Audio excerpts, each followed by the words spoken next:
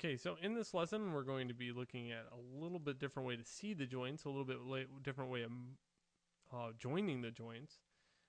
This isn't, something I use all the time, but I do use it to say, like, add a bone into a weird scenario.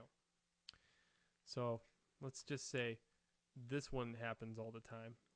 I'm going to just go to the grid, and I'm going to do something bad by I'll go into the top. That way you guys don't get into the bad habit of making stuff in your perspective view. But I'm just going to go in here and click out some joints, and I'll click out an arm real quick.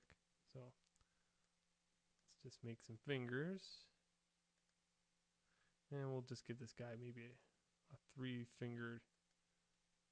Probably there, just 3 fingers and cartoon wise. There we go, like a little pitchfork.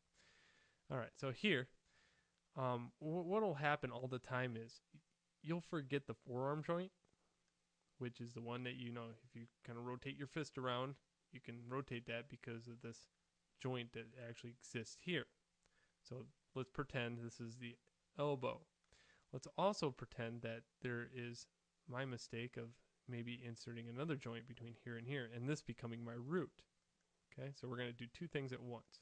We're going to name this root. Okay, and what I want to do is bond root to this one. The problem with doing it right off the bat is this. Let's just take a test scenario. See, it will not work because this is root. This is root already. We need to make a new root. Okay, so let's look at this. Let's go to hypergraph hierarchy. Okay, so here's my root, and here's joint 1. All right, so here's how you make a new root. Let's just say I middle mouse button, click and drag this one over to here. Okay, now this becomes root. Let's also say I forgot that joint in here. Let's say I make a joint right in there. Well, how am I going to do that? What I would do is find this bone, middle mouse button, click and drag it off. Look at that. Now I have a space in between joints. I can go like this and put a joint here, just like that. Okay, and that joint's over here. Here's my first joint. I can middle mouse button, click and drag this one over, and then middle mouse button, click and drag this one over.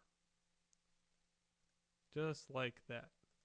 And now you're going to get all these weird sizes occurring. This is normal.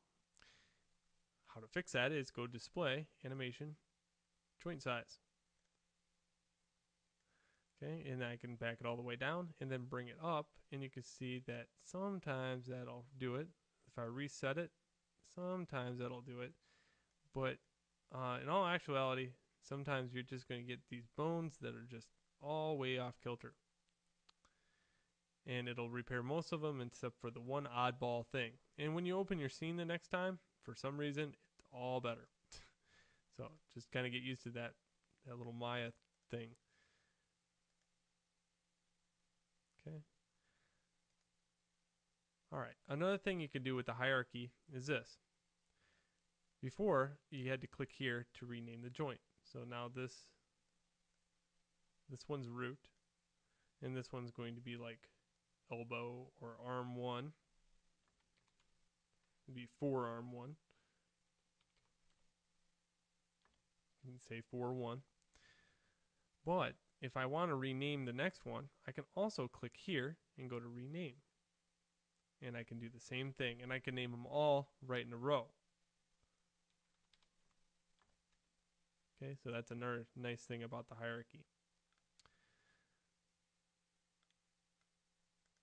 All right, so that's it for this lesson. I just want to kind of touch base on how to join joints a different way and to introduce you to hypergraph hierarchy.